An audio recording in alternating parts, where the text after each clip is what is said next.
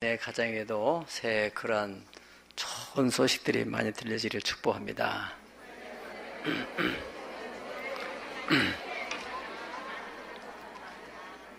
오늘은 하나님을 섬기는 로얄 패밀리라는 제목을 가지고 함께 은혜를 나누도록 하겠습니다. 군사 정권 시절에 막강한 권력을 가지고 있는 기관이 역시 청와대인 것을 여러분은 잘 알고 있을 것입니다. 물론 오늘날도 그렇지만은 당시에는 그야말로 청와대 출입증만 가지면은 사람들이 대단한 권력자처럼 여겼어요. 청와대 그림 있는 문양 그 위에 출입증이라고 딱 써 있는데, 우리 동네에도 이제 한 사건이 생겼는데요. 시골에서 한 분이 이제 농사를 다 끝나고 난 뒤에 도시에 이제 동네 좀 돈 좀 있는 어른들을 다 초청해서 한정식집, 아주 참 분위기 좋고 비싼 한정식집에 다 불러 모으니까 어르신들이 다 참여했죠. 그래서 거기서 이 사람이 자기 청와대 출입증을 다 보여줬답니다. 그러니까 동네 사람들이 이야 달리 공개된 거예요. 그래서 이제 식사를 또 거하게 차려주니까 이 사람이 아주 굉장히 잘 나가는 것보다 이래가지고 이분들이 마음이 다 혹해가지고 내가 사실은 어디 무슨 투자를 한다든가 뭔가 있는데 돈이 좀 필요하다고 하니까 막 동네 어른들이 앞서서 그냥 막 쌀 몇 가마씩 막 10가마, 20가마, 30가마 막 이렇게 팔아다가 돈을 줬다는 거예요. 나중에 알고 보니까 이것이 사기로 드러나게 돼가지고 그 사람을 찾지도 못하고 동네 사람 이놈 자식 하여튼 나타나기만 하면 달의 몽둥이를 뿌지러 죽인다. 그런 사례가 있습니다. 아무튼 이 청와대를 출입할 수 있다는 그 출입증만 가지고 대단한 겁니다. 거기 들어가는 사람들은 사실은 또 출입증이라는 게 별것도 아니거든요. 신원이 보장돼서 거기에 가서 구두 닦는 일을 하는 사람이 있습니까? 없습니까? 있어요. 그래서 구두 닦는 사람도 출입증 다 가지고 들어가는 거예요. 거기서 식당 아줌마도 출입증 가지고 들어가는 겁니다. 이발사 아저씨도 들어가는 겁니다. 다 거기에 관계하는 일 하는 사람들이 얼마나 많아요. 그 별것이 아니지만은 그러나 거기 들어간다는 자체, 또 그 증 하나 가졌다는 것을 보면 사람들의 부러움의 대상이 된단 말이죠. 요 새 정부 들어서서 우리 시흥시에도 제가 아는 범위에서는 정치인 두 분이서 또 그 당이니까 대통령의 추천으로 거기 또 두 분이 들어가서 근무하는 걸로 알고 있습니다. 어떻든 우리가 이 대한민국에서 청와대에 근무한다는 자체가 얼마나 사람들이 자부심이 돼요. 전 세계적으로 또 그런 자부심을 가질 수 있는 그런 기관이 로마에 가면은 그 교황청이 있습니다. 교황청은 면적이 0.44km 제곱키로 정도 되는 아주 조그마한 동네라기보다는 이제 거기에 바티칸 시국이라고 하는데 인구는 1000여 명밖에 없어요.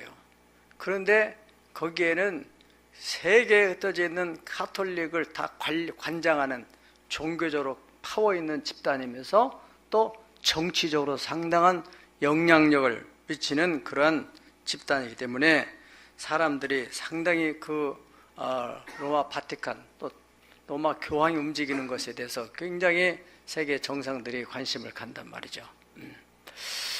이 그 교황청은 중세 유럽의 왕들의 왕관을 씌워주는 그러한 권위 있는 그런 기관이 있어요. 그러니까 다시 말하면 교황은 왕 위의 왕입니다. 왕 위의 왕. 여러분들이 세계사를 공부했지만은 이제 그 어떤 스위스의 어떤 왕은 내가 왜 가서 왕관을 거기 가서 받아 쓰느냐 안 가고 막 더 트러블이 있는 데 있고, 또 가서 또 교황한테 왕관을 또 쓰는 그런 왕들도 있었고, 이 교황청은 구약시대에 다윗 왕국의 하나님을 섬기는 성전에서 유래가 되었습니다. 교황이 정치적인 권력을 가지면서 세속화되고 변질이 돼가지고, 그래서 마틴 루터가 1517년에 종교 개혁을 통해서 오늘날 우리 프로테스탄트 개신교가 탄생하게 된 것입니다. 그러니까 이 다윗 왕국 시대에 다윗 왕은 하나님을 경외하는 사람이었기 때문에, 그 하나님을 경외하니까 하나님의 성전을 가장 우선시했어요. 예. 그리고 하나님의 성전에서 근무하는 사람들을 특권 계층으로, 로얄 패밀리로 그렇게 사람들을 인정을 하고 대우를 국가 차원에서 예산도 많이 편성해서 대우를 해줬어요. 군대 다녀오신 분은 알지만은 군대에서도 지휘관이 어떤 종교를 가지고 있냐에 따라서 이 군목이나 혹은 군종들의 입지가 달라지게 돼요. 예. 제가 군목 한 분한테 들은 얘기인데, 제가 이제 군목들도 군목, 군승, 또 군신부, 이런 지금 4대 종교가 이제 거기에 군대 군목으로 갈 수 있잖아요. 그런데 이제 그분들도 이제 여기 다 이제 국가고시를 봐가지고 이제 그 종교적인 그런 이제 지도를 하는 교관, 그러니까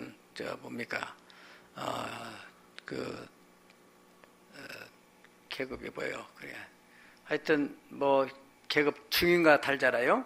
예, 그런 이제 장교로 이제 임관을 하게 되는데, 그냥 하는 게 아니라 이분들도 다 이제 훈련소에서 훈련을 받는 거예요. 훈련 받을 때 똑같이 훈련 받아요.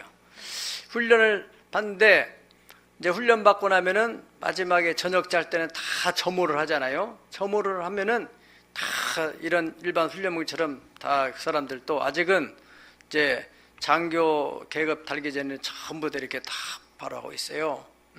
그러면 이제 지휘관이 와서 탁 해서 점호를 하는 거예요. 그런데 한 분이 안 일어나고 앉아있더라는 거예요. 그래서 저 양반이 왜 이렇게 앉아있나. 그런데 이 사람은 벌써 이제 딱 정보를 알고 있었던 거예요. 거기에 그 훈련 부대에 연대장이 캐톨릭 신자인 거예요. 아주 캐톨릭을 잘 섬기는 신자니까, 이 신부가 이제 딱 앉아 있어서, 내가 이 사람 앞에 내가 이런 설 리가 뭐가 있냐 이래가지고 앉아서 다 그 사람이 오니까 다른 사람들은 이제 다 긴장을 하고 있는데, 이 사람은 딱 앉아가지고 자기 이 신부의 신부로서 또 우리로 하면은 목사 안수를 받는 것처럼 신부도 신부 서품을 받으면은 이제 이 반지를 껴준다 그래요. 반지. 그러니까 반지를 탁 떼니까 그 지휘관이 거기다 탁 입을 맞추고 탁 하더라.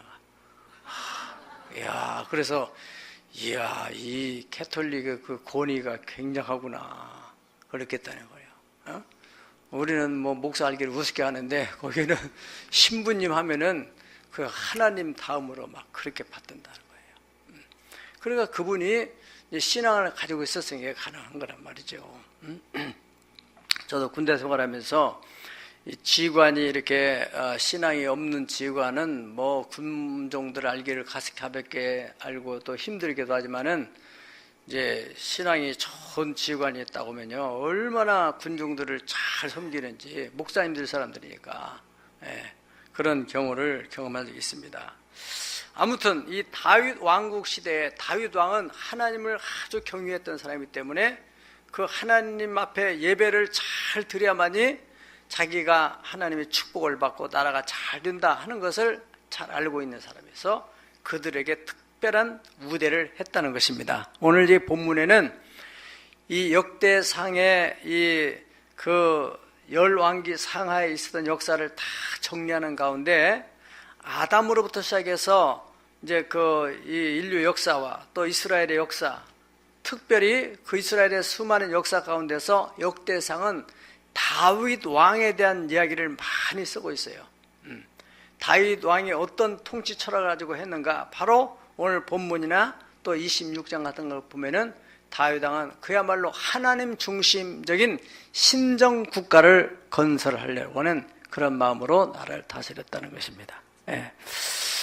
그래서 그 또 다윗 왕의 수하에서 하나님을 잘 섬기는 그런 지파 중에서 고라의 후손들이 있어요. 예. 그들이 시도 많이 쓰게 됐어요. 시편 84편의 10절부터 11절이면은 그들의 자긍심이 거기에 나타나 있어요.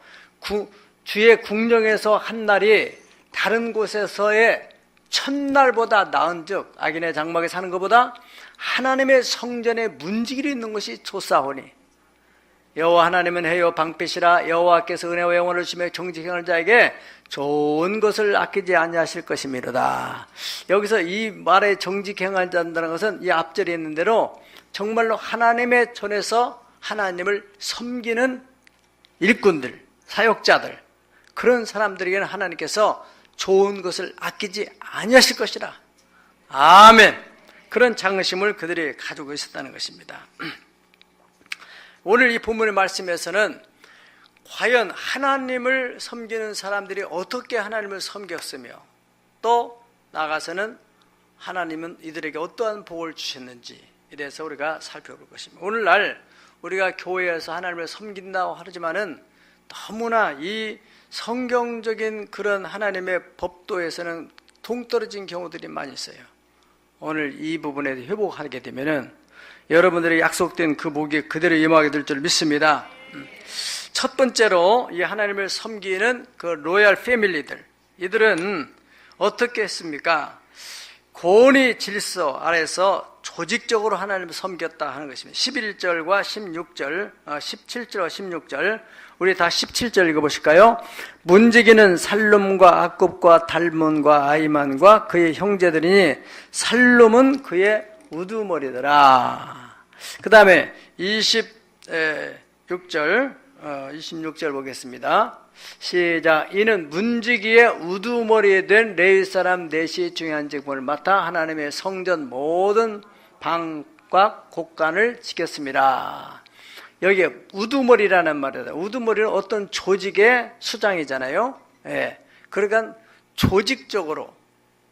그래서 이 17절을 보면은 동서남북에 문이 돼 있는데 그 문에 이 관리자들이 보초 서는 사람이 많이 있는데 그 가운데 동쪽 문에도 우두머리가 있고 서쪽에도 우두머리 있고 여기 동쪽 문의 우두머리는 바로 살룸이라는 분이 바로 그 문의 우두머리다. 그렇게 기록되어 있습니다. 그러니까 24절에 볼 것 같으면은 이 문지기가 동서남북 사방에 섰고 그랬잖아요.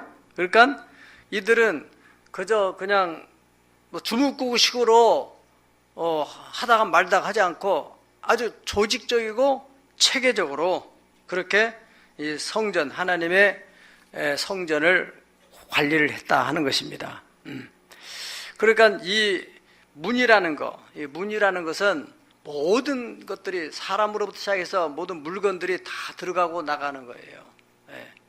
그런데 이 성전에 들어와야 될 사람이 있고 들어서는 안 될 사람이 있고 또 물건도 들어와야 될 물건이 있고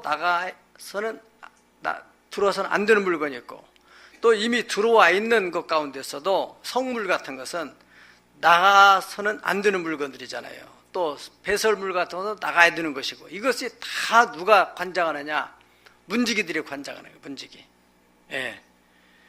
오늘날은 이 은혜라는 미명하에서 교회가 너무 무질서하게 조금 이렇게 위에 사람이 이렇게 바르게 가르쳐주면은 그것을 상처받았다, 시험 들었다, 이거는 너무나 성경을 모르기 때문에 그래요. 그렇게 신앙생활하면 안 됩니다. 하나님의 나라는 질서의 나라입니다. 따라서 하나님의 나라는 질서의 나라다. 여러분들이 어떤 조그마한 회사를 경험하더라도 반드시 질서 체계가 확립되어야 회사가 성장을 하지, 그냥 좋은 게 좋은 거라고 막 하게 되면 절대로 성장이 안 돼요. 특별히 가족끼리만 하게 되면은 그 틀을 넘어설 수가 없어요. 왜냐하면은 그냥 다 뭐 가족 관계, 너 삼촌, 이모, 이래 되면은 그거 따지지. 이 수직 관계가 없어지게 되면은 이게 조직적으로 관리가 되지 않는다는 말이죠. 나라도 마찬가지, 국가적인 문제도 여러분들이 대통령이 심무하는 청와대, 또 뭐 백악관도 마찬가지입니다. 그 경비들이 얼마나 삼엄하게 경비를 합니까? 저는 수년 전에 바티칸 그 교황청을 한번 관광차 가본 적이 있는데요. 거기서 지금도 인상 깊었던 것이 그 베드로 성당 앞에 그 문지기들이 그 우리로 말하자면 안내원들이죠. 안내원들인데 군인 제복을 탁 1m 한 80 정도 되는 사람들이 탁 써서 제복 입고 있는데 위험이 있는데요. 함부로 거기에 들어갈 수가 없게 돼 있어요. 물론 이제 다 표검사하고 들어가지만은 그래서 그분들 때문에 자세가 다 이게 만무새도 이렇게 탁 하고 바른 자세로 성전에 들어가는데 함부로 복장하면 안 된다는 거예요. 예. 그러한 그 모습을 볼 수 있습니다. 근위병들이 지키는데 여러분들이 아시는 그 오디세이 그 작품 가운데서 트로이 목마라는 그런 소설이 있는데 거기에 보면은 그리스 군대가 이 트로이 나라를 공격하는 데 있어서 그 성벽이 철옹성처럼 되어 있고 성문이 도대체가 경비들이 단단히 지켜서 어떻게 공격할 길이 없는 거예요. 그래 그리스에서 누가 지혜를 짜가지고 이 나무로 된 큰 말을 만들어 놓잖아요. 예? 그리고 거기다가 군인들을 이제 특공대를 집어넣었어요. 절대 외부적으로 볼 때는 그냥 하나의 인형 같은 말이죠. 그런 경비병들이 성문을 지키는 경비병들이 그 성문 앞에 그게 있으니까는 야 이놈들이 뭘 이거 갖다 놨냐 그러는 얼른 우리가 차지하자고는 그 아무 생각 없이 그 목마를 갖다가 성 안으로 집어넣었잖아요. 그리고 하룻밤을 자고 보니까 그 속에서 특공대대 나와가지고 성을 완전히 점령해버리는. 예. 그러니까 그 경비병들이 잘 분별하고 판단해야 돼요. 오늘날도 교회에서 이단이나 이런 잘못된 사람들이 성전에 들어오지 못하도록 이런 것도 다 누가 하느냐? 안내하는 사람들이 해야 되는 거예요. 또 주차 관리하는 사람도 마찬가지입니다. 그런 자세. 나 주차하는 게 너무너무 힘들은데 그건 하나님의 앞에서 그 사람과 하나님 관계를 한번 점검해 봐야 돼요. 하나님이 정말 나를 사랑하시고 나를 구원하신 분이다. 내가 하나님의 성전에서 봉사한다는 것이 얼마나 큰 영광인가. 할렐루야. 그런 마음의 자세. 그런 사람들이 바로 하나님을 섬기는 로얄 패밀리라는 거예요. 예. 예. 또 재정을 관리하는 것도 마찬가지입니다. 재정도 모든 걸 신청한다고 해서 다 주는 게 아니라 이걸 잘 분별해서 꼭 재정을 지출해야 될 것은 지출하고 나가서는 안 될 것이라면 그건 딱 절제하고 또 영수증 관계도 잘하고 이것도 다 재정부에서 그런 것도 잘 관리를 해야 한다는 거예요. 왜냐면은 그 돈이라는 것은 크든 작든지 간에 하나님의 전에 들어온 거는 다 성도들의 눈물과 땀이 다 담겨있는 하나님 앞에 자기의 신앙이 거기에 담겨있는 아주 귀한 물질이에요. 세상에 돈 1,000원, 10,000원 아무것도 안 갈지 모르지만은 헌금으로 들여온 헌금은 아주 귀한 것입니다. 여러분들 그런 마음의 자세를 가져야 돼요. 두 번째로는 이 로얄 패밀리들은 어떻게 하나님을 섬겼느냐? 대를 계승해서 섬겼습니다. 대를 계승해서. 우리 성경에 여기 많이 등장하는 내용 가운데 종족이라는 말, 종족이라는 말이 나오고 또 자손이 그 순찰을 쫓아 또 22절 보면은 택함을 입어 문지기가 된 자가 모두 212명이니 이는 그들의 마을에서 그들의 계보대로 계수된 자다. 이런 걸 볼 때 이들은 부모가 한 번 하나님을 섬기고 끝난 게 아니고 거기서부터 대를 계승해서 대물림을 통해서 관리했다는 거예요. 여러분들이 모든 것이 마찬가지입니다. 이 경제도 국가가 발전하려면 경제도 아버지가 했던 그 사업을 아들이 계승을 한다면은 훨씬 더 발전할 수 있는 요인이 많지요. 왜 그렇습니까? 일단은 그 아버지가 축적한 테크닉이 기술이 있고, 그리고 또 이미 만들어진 인맥이 있고, 그 위에 그냥 올라타서 이렇게 일을 만들어 가니까 훨씬 더 이렇게 올라갈 수 있죠. 그런데 그걸 놔두고 아버지 돼서 끝나고 이 아들이 또 다른 새로운 일을 한다면 새로운 또 기초를 만들어 가야 되잖아요. 기술도 배워야 되고, 또 이 기반도 만들 인맥도 구축해야 되고, 그러니까 또 새로운 우물을 파는 거나 똑같은 거예요. 일본이 세계 경제 대국인 것은, 일본은 만두집 하나 하더라도, 국수집 하나 하더라도 3대, 4대, 5대 계승해서, 그러니까 그 부분에서 계속 노하우가 쌓이는 거 아니겠어요? 예전에 말씀드린 대로 집신을 파는데도, 아버지 집신은 잘 팔리는데 아들 집신은 안 팔려. 나중에 뭐가 문제가 됐어요? 털 하나 뜯어내는데 그게 이 때깔이 좋아진다 이거죠. 아무것도 안 같지만 그게 바로 노하우, 경쟁력이 있는 거라 이거예요. 우리나라도 정치인들 가운데서 그 자녀가 또 계승해서 정치하는 사람도 있어요. 이 지역부에서 예를 들어서 훌륭한 정치인이 참 헌신적으로 이 시흥의 발전을 위해서 참 헌신적으로 했다. 그리고 그 사람의 임기가 다 끝났어요. 그 아들이 또 출마를 했다고 봅시다. 그러면은 사람들 속에 어떤 마음이 있어요? 아우, 그 아버지도 훌륭한데 저 아들은 얼마나 더 훌륭할까? 이미 기본적인 표가 있어요, 없어요? 당연하죠. 예술가도 마찬가지입니다. 체육인도 마찬가지입니다. 그렇죠? 우리나라 체육인 가운데 차두리 씨 같은 사람 보세요. 아버지 차범근 아버지가 거기에 딱 닥쳐놓으니까 아들이 그냥 쉽게, 물론 아까 말씀드린 대로 아버지가 가지고 있는 그 노하우, 그리고 신체적으로도 DNA가 흘러갈 수 있고, 또 이제 그러한 이제 저변도 인맥관계도 있고, 요즘에 잘 뜨고 있는 그 손흥민 같은 경우도 그분도 아버지가 체육인입니다.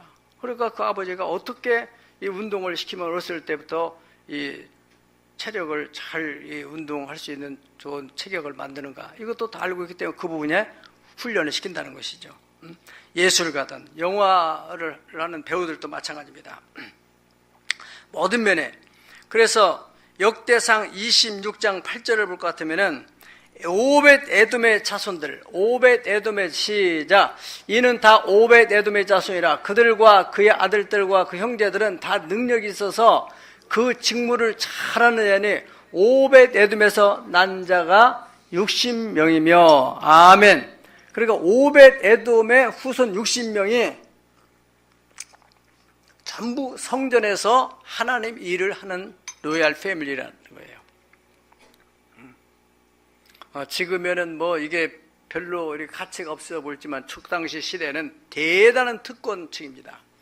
오늘날로 말하자면 여러분들이 쉽게 말씀드리면은 아버지가 청와대에 근무를 했는데 아들, 손주 대를 계승해서 청와대에 다 근무하는, 물론 정치적인 관계없이 거기에 사무직 해야 하는 사람도 또 있어요. 검찰 관계자들이 또 자기 후손들이 이렇게 가는 경우도, 이번에도 뭐 이제 신문에 대학 교수들이 논문에다가 자녀들의 이름을 섞어 넣어가지고 이제 지금 뭐 이슈가 되고 있잖아요. 근데 과거에 다 그렇게 한 거예요. 이제서 이제 막 밝혀지니까 이렇게 드러나는 것이지. 예. 그러니까 여러분들이 세상에서는 야, 정말로 그렇게 하면 좋겠다. 근데 이 하나님을 섬기는 데 있어서 만약에 대를 계승한다면 그야말로 그보다 큰 복이 없어요. 정말로 신앙을 가진 사람이라면. 예? 그래서 신앙적으로 그 집안의 장로가 몇 대 장로다. 그거 대단한 겁니다. 그 자체도 대단하지만은 그 후손들에게 하나님의 축복이 대단한 거예요. 권사도 마찬가지입니다. 민수기 16장 보면은 우리가 아이러니한 일이, 그때 고라가 그 하나님이 일을 하다가 교만이 들어가지고 다단과 아비람과 온이 당을 지어가지고는 그 모세를 대적하다가 그 땅이 갈라져가지고 완전히 다 수장됐단 말이죠. 그런데 이 고라의 자손들이 여기에 나타나 보면은 도대체 어떻게 된 거냐? 19절 보면은 고라의 증손 에비아삽의 손자 고레의 아들 살롬과 그 나오잖아요. 그때 그 하나님의 무서운 심판이 있을 때 그 손자들 혹은 후손들 가운데는 거기에 동참하지 않은 사람들이 있었다는 거예요. 어떤 학자들은 오벳에돔은 그때 충격을 받아가지고 산으로 살았는데, 그때 이제 다윗이 왕이 되면서 블레셋에 빼앗겼던 그 법궤를 찾아오잖아요. 아비나답이라는 사람이 3년 동안 그 법궤를 모시고 있었는데, 나중에 이제 그 법궤를 다윗성으로 모시고 오는 가운데 그 우사가 법궤를 잘못 따르다가는 즉사를 하면서 그냥 가까이 있는 오벳에돔의 집에다 갖다 뒀는데, 오벳에돔은 3개월 동안 그 법궤를 잘 모시는 가운데 얼마나 복을 많이 받았는지 그 소식이 다윗성에 알려지게 된 것이에요. 그래서 다윗이 다시 법궤를 모시고 가면서 오벳에돔을 데려가는 겁니다. 이 사람이 하나님을 잘 섬기면은 자기도 복을 받겠다. 그런 거룩한 욕심이 다윗에게 있었어요. 그래서 오벳에돔, 그때부터 이 오벳에돔의 후손들 가운데서 60여 명이 그렇게 그 성전에서 하나님을 섬기는 그런 귀한 직분을 감당이 됐다. 할렐루야. 네. 아무튼 여러분들이 그러한 정신, 교회에서도 섬기는데 또 그런 직분적인 것도 그렇고 기능적인 면에서도 그렇고, 교회에서 식당에서 봉사하는 것도 마찬가지입니다. 어떻든 하나님의 교회가 그냥 들쑥날쑥하는 그 신앙보다는 그 자리를 지키면서 가문 대를 계승해서 하나님을 섬긴다는 것은 이 땅에서는 별로 표시나지를 모르지만은 하늘나라에 볼 때 얼마나 하나님의 큰 축복이 되겠어요. 천지 만물을 다스리는 그 하나님, 위대한 하나님을 섬길 수 있다는 그 특권, 청와대에서 한 대통령 그거 그래봤자 5년이면 끝나는 그 들어가는 것도 그렇게 영광스럽게 생각하는데, 영원하신 하나님, 천하 만국을 다스리시는 하나님을 섬기는 직분이 얼마나 영광스러운 직분이지, 그걸 여러분들이 아셔야 한다 이거예요. 네. 세 번째로는 이들은 그 하나님을 섬기는 데 있어서 책임감과 열정을 가지고 섬겼다, 그렇게 기록됐습니다. 27절 우리 다 같이 읽어보실까요? 그들은 하나님의 성전을 맡은 직분이 있으므로 성전 지하에서 밤을 지새며 아침마다 문을 여는 책임이 그들에게 있었더라. 아멘. 네. 아침마다 문을 열어야 되니까, 그러기 위해서 실수하지 않게 해서 성전 주변에서 잠을 잤다는 거예요. 아마 이제 집을 아예 성전 가까이에다가 집을 얻었겠죠. 옛날에는 이 종중산, 문중산을 지키는 그 산지기들이 있었어요. 그러면은 그들은 그 산에다가 아예 집을 짓고 거기서 산에 나무 못 베어가게 관리하고, 또 이제 산소 해치보다도 덜 그런 관리하는 그런 일을 했어요. 또 막 산소가 많은 그런 또 이 문중들은 아예 거기다가 뭘 지어놔요? 제사 드리는 집을 지어놔요. 그리고 그 제사 드리는 그 집을 관리자를 딱 세워가지고 그 사람은 거기서 생활하면서 그걸 관리하는 거. 우리 시흥에도 그런 데가 있지 않습니까? 관리하는 데 전무하는 거예요. 세상의 조상이라고 귀신들을 섬기는데도 그렇게 하는데, 만군의 하나님을 섬기는 데 있어서 거기에서 터를 잡고 아침마다 이렇게 새벽마다 문을 연다는 게 얼마나 소중하고 귀한 직분이란 말이죠. 예전에 이 종 치는 때가 있어요. 새벽종 치고, 우리 새마을 노래 새벽종이 울렸네, 새아침이 밝았네, 그 노래 가사가 당시에 교회마다 다 새벽에 그 종을 쳐가지고 깨웠잖아요, 사람들을요. 그래서 새벽종 치면 이제 벌써 동이 터나 보다. 그래가지고 그 당시 시계도 없을 때 그래 종소리를 듣고서 일을 나가기도 하고, 당연히 예수 믿는 사람들은 교회에 오게 되는데, 그 새벽종을 그 시간에 맞춰서 치는 게 보통 어려운 일이 아니에요. 비가 오든지 눈이 오든지 그 시간에 맞춰서 총 치는 사람들, 그 후손들은 다 복을 받습니다. 어느 목사님이 간증하는데 자기가 어떻게 이렇게 하나님의 축복된 목회를 하느냐, 그래서 자기 아버님이 어머님하고 교회 가면서 종지기를 했다는 거예요. 종지기. 교회 새벽에 또 밤 예배도 마찬가지. 항상 예비종 치고 본종 치고 예배 종은 보통 10분, 20분 전에 또 한번 치고, 그 다음에 이제 딱 예배 시간 된다면 또 탁 동을 칩니다. 예. 그러고 나면 이제 사람들이 다 들어와서 이제 예배를 드린단 말이죠. 예. 저도 종치는 장로님을 알고 있는데, 그 시간에 맞춰 치는 게 참 보통 일 아니더라고요. 예. 바로 그렇게, 예. 문 여는 거. 여기 사람들이 문을 열기 위해서, 우리도 여기 2층에 지금 그 철문이 있잖아요. 이제 다 1층은 완전히 개방을 하고 2층만 철문으로 이제 관리를 하는데, 그것도 우리 예배당 새벽 기도할 때 다 미리 와서 열고, 다 끝나고 나면 닫고 가고, 이게 보통 일이 아니에요. 정말 그런 마음을 가진 사람. 그게 바로 로얄 패밀리라는 거예요. 예. 아무나 할 수 있는 게 아닙니다. 하나님이 그런 마음을 줘야 되는 거예요. 특별한 뭐 기술이 있는 것도 아니지만은 마음이 있어야 되는 거예요. 마음. 믿음이 있어야 되는 거예요. 하나님을 사랑하는 마음이 있어야 되는 거예요. 성경은 하나님을 사랑하는 자가 하나님의 사랑을 입고, 하나님을 간절히 찾는 자가 하나님을 만나고, 부귀와 영화가 다 하나님께다. 우리는 하나님을 통해서 하나님과 시험을 봐서 복을 받으려 하지, 하나님은 관계없이 그냥 예배만 드리고 나서 그다음 세상적으로 막 해봤자, 너희가 아침 일어나 늦게까지 애를 쓰더라도 하나님이 돕지 않으면 그 수고는 다 헛되다. 명심해야 됩니다. 우리가 하나님이 지켜주지 않으면 파수꾼이 밤을 새서 지켜도 그 헛수고가 될 수 있다. 그렇게 말씀하셨어요. 그래서 로마서 12장 11절 보면은 부지런하여, 따라 부지런하여 게으르지 말고 열심을 품고 주를 섬겨라. 아멘. 하나님을 섬기는 사람들은 부지런한 마음을 가지고 또 열심으로 주님을 섬기라. 결코 헛되지 않으리라. 요한복음 12장 26절 다 같이 읽겠습니다. 시작. 사람이 나를 섬기려면 나를 따르라. 나 있는 곳에 나를 섬기는 자도 거기 있으리니, 사람이 나를 섬기면 내 아버지께서 그를 귀히 여기시리라. 아멘. 하나님께서 귀히 여기시는 여러분 되기를 축복합니다. 여러분의 가정 되기를 축복합니다. 그러면 우리 손이 미치 못하더라도 하나님께서 여러분의 자녀들을 머리털 상하지 않도록 보호하시고 지키실 줄을 믿습니다.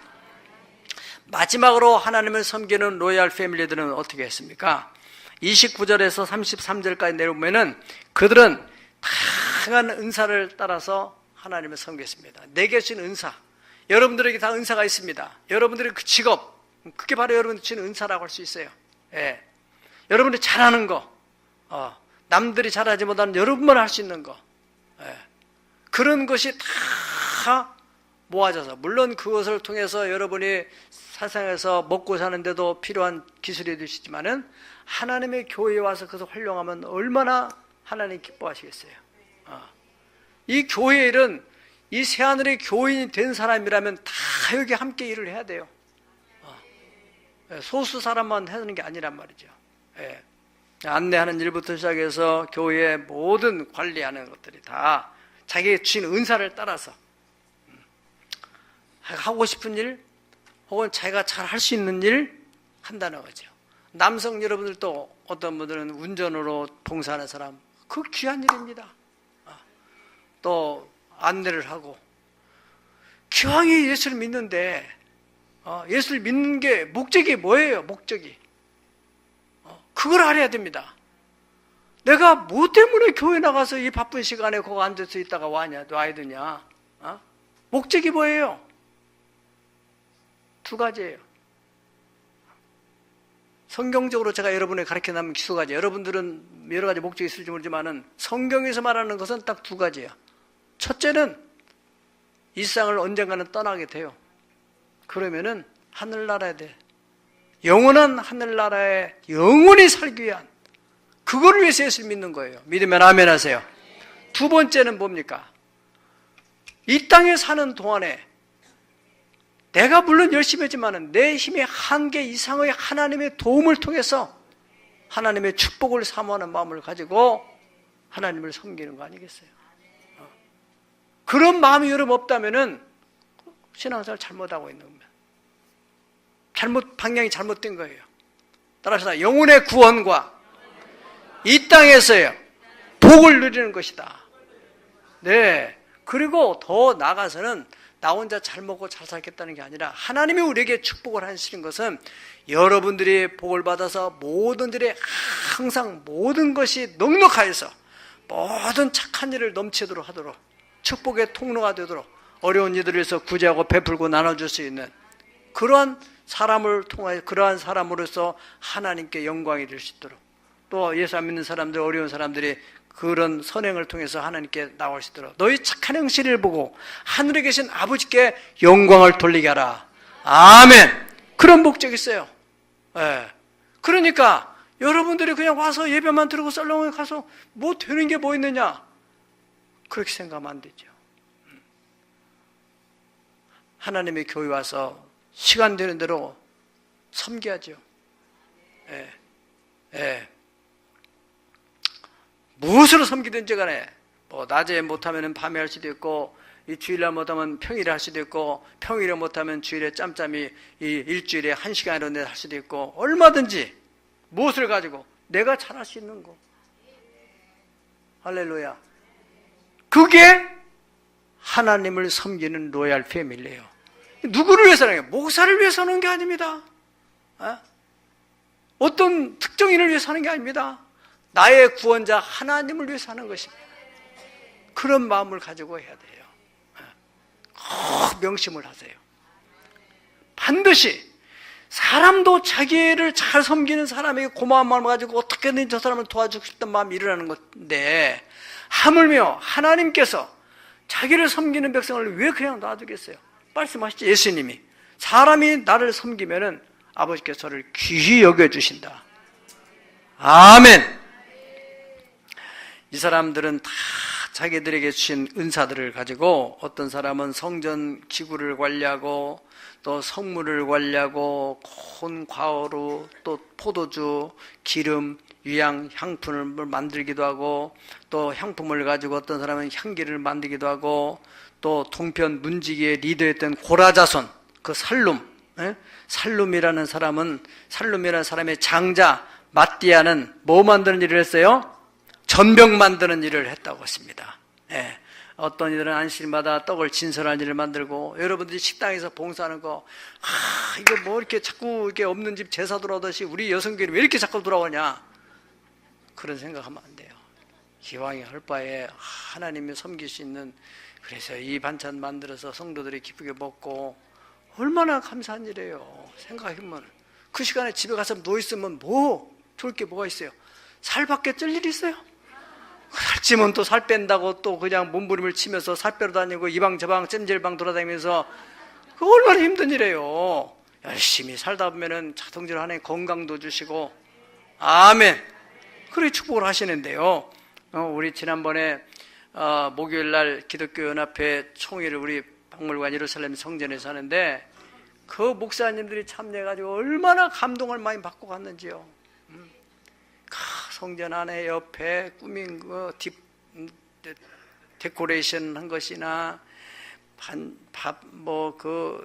참깨탕에다가 또 뭐 과일, 떡, 아무튼 병에다가까지 거다가 뭘 태그를 붙여가지고 그렇게 해놓고 어떻게 이렇게 정성을 다했나요? 다 은사를 따라서 그쪽에 있는 은사.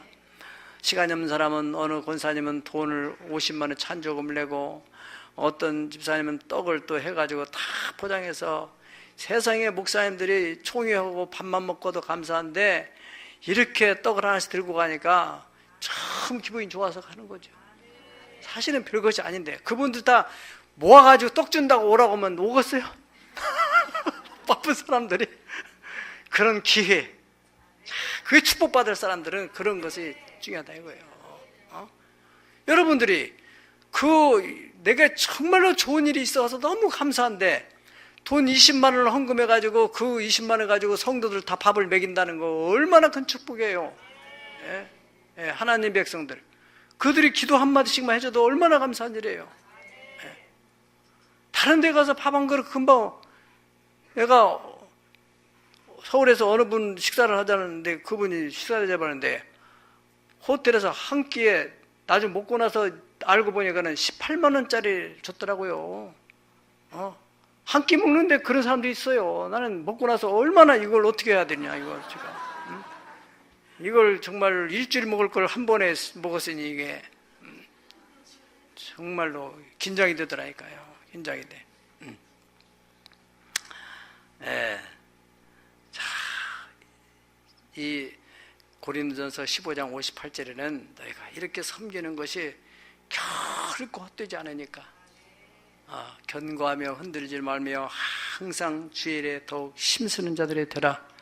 이는 너희 수고가 결코 헛되지 않으리라. 다 알아요. 얼마나 그게 정성이 들어갔는가. 그 삼계탕을 만드는데도 얼마나 다 정성을 들였는지요. 목사님들이 감동을 많이. 이게 당신들도 다 이런데 저런데 다니면서 다 삼계탕 얼마나 많이 먹어봤겠어요, 평생에. 이렇게 정성이 담긴 삼계탕 처음 먹는다는 거예요. 어떤 집 가서는 배가 다 갈라져가지고 나오는 것도 있는데 우리는 참 보이는데 이놈 속에 뭐가 들었는가. 배를 갈라보니까 거기에 녹두, 찹쌀, 대추, 은행, 또 인삼, 밤, 또 전복은 밖에 튀어나왔고 들어갈 수 없어가지고 그래가지고 그렇게 맛있게 놨어요. 예, 내가 옆에 있는 목사님이 맛있다고 내가 그랬어요. 이게 우리 여성교에서 목사님들 대접하려고 강화도까지 가가지고 인삼을 사온 거라고. 그러니까 자기는 안다는 거예요. 아니 어떻게 아냐고. 그러니까 이분이 또 처갓집이 강화래는 거예요. 그래서 강화 인삼 냄새가 있다는 거예요. 세상에. 그러니 참 얼마나 많이 먹어서 그럼 냄새를 알겠어요. 그러니까 그러니까 사왔다는 것을 이렇게 사람들이 감동을 받는다는 거예요. 네. 따라서 은사를 따라서 전심으로 정성을 다해 섬기는 그 하늘나라의 로얄 패밀리들에게 하나님이 어떤 축복을 하시냐. 이사야서 61장 5절, 6절, 그리고 9절 보시고 마치도록 하겠습니다. 네. 시작. 외인은 서서 너희 양떼를 칠 것이요 이방 사람은 너희 농부와 포도원지가 될 것이나 오직 너희는 여호와의 제사장이라 일컬음을 받을 것이라. 사람들이 너희를 우리 하나님의 봉사자를 할 것이며 너희가 이방 나라들의 재물을 먹으며 그들의 영광을 얻어 자랑할 것이니라. 아멘. 자, 여기서 여러분 주시할 것은 돈이라는 것은요 정말 내가 버는 게 아니라 직원들, 사원들이 벌어줘야 돼요. 들어온 일꾼들이 쫙 지혜를 짜고 아이디어를 써서 벌어줘야 돼요. 나는 여기 보세요. 외인들, 다른 사람, 종업원들, 사원들, 이들이 너희 양떼, 너희 사업장을 지키고 또 납품을 하고 수금을 하고 너희 농부, 포도원 지기가 이 사람들이 다 너희들 기업을 관리해 줄 것이다. 오직 너희는 여호와의 제사장이라 일컬음을 받을 것이다. 우리 사장님은 지금 또 어디 선교차 어디 가고 저기 포항에 또 지진 나가지고 거기 좀 어려운 사람들 도와주러 가고 얼마나 멋있어요. 그래, 여러분들의 회사 이름 거기다가 물병에다가 회사 이름을 딱 붙여가지고 그 막 1000개, 10,000개 딱 뿌리고 다 주 예수를 믿으면 하나님이 이루어 있기를 바랍니다. 다 이렇게 하고 말해요. 쫙 해놓으면은 얼마나 그 멋있습니까? 하나님이 얼마나 기뻐하겠어요. 그래서 사람들이 우리 하나님의 봉사자라고 너희가 이방 나라들의 재물을 먹고 그들의 영광을 얻어 자랑해 줄 것이다. 마지막 9절 보겠어요. 시작. 그들의 자손을 문나라 가운데 그들의 후손을 만민 가운데 알리리니 무릇 이를 보는 자가 그들은 여호와께 복받은 자손이라 인정하리라. 그것을 보는 사람들이 저 사람들의 자손들, 그 자손들은 문나라 가운데서 그저 이 쉬운 이 바닥에서 말하는 것만 아닙니다. 한국 전체, 더 나아가 세계적으로 그 자손들이 그 나라 가운데서 그들의 후손들이 만민 가운데서 알려진다는 거예요. 그것을 보는 사람들이 저 사람들은 하나님을 잘 섬기던 저렇게 복을 받았구나. 대표적인 사람이 이돈 장로님 아닙니까? 그 어머님이 그렇게 하나님의 교회를 섬겼더니 그 아들이 그 비행기 티켓도 왕복 티켓이 아니고 편도 티켓 하나 가지고 왔는데 영국 가가지고 어디 학교를 취직하게 되고 또 거기서 어떻게 연결돼 가지고 그 옥스퍼드 대학을 들어가 가지고 거기서 졸업을 하게 되고 옥스퍼드 나와 가지고 그 다음에 이제 미국 가서 어떻게 할 일이 없어 가지고 거기서 양말 장사 길거리에서 양말 장사를 하다가 또 어떻게 연결돼 가지고 그 다음에는 저 세계 무역센터 쌍둥이 빌딩 들어가지고 취직해서 올라가고 지금은 거기에 최고 총재가 됐지 않습니까? 여러분 이희돈이라는 이름만 딱 요즘에는 네이버나 뭐 인터넷 여러 채널에 다 이름만 딱 치면은 딱 뜹니다. 그래서 그분이 과거에 그 부모들이 어떻게 살았는가 다 나타납니다. 이렇게 명확하고 확실한 증거들이 있는데 똑같이 예수를 믿는데 왜 우리는 그렇게 생각하지 마세요. 하나님은 사람이 무엇으로 심든지 그대로 거둔다고 했습니다. 다윗이 왜 그렇게 수많은 여러한 가운데서 하나님의 복을 받았느냐? 그 후손이 가문이 하나님 앞에 그 왕가를 이루게 됐느냐? 그래서 그 마음속에 자기는 하나님을 최고로, 그래서 하나님을 섬기는 특권 계층을 딱 만들어가지고 특별 예산을 편성하고 그 사람들이 다 하나님께 예배하고 그러면서 다윗 왕이 통치를 잘하도록 위해서 기도해 주시고, 그러니 하나님이 축복을 안 하겠어요? 지금 다윗의 얘기 속에 지금 다윗은 어떠한 방식으로 하나님을 섬겼느냐, 그런 얘기를 지금 오늘 본문에 하고 있는 것입니다. 로얄 패밀리, 여러분 우리 새하늘의 교회가 신앙의 명문가를 이어가는 미션을 가지고 있는데 여러분과 여러분 후손들이 다 그렇게 될 수 있기를 예수님의 이름으로 축복합니다. 다 같이 기도하겠습니다.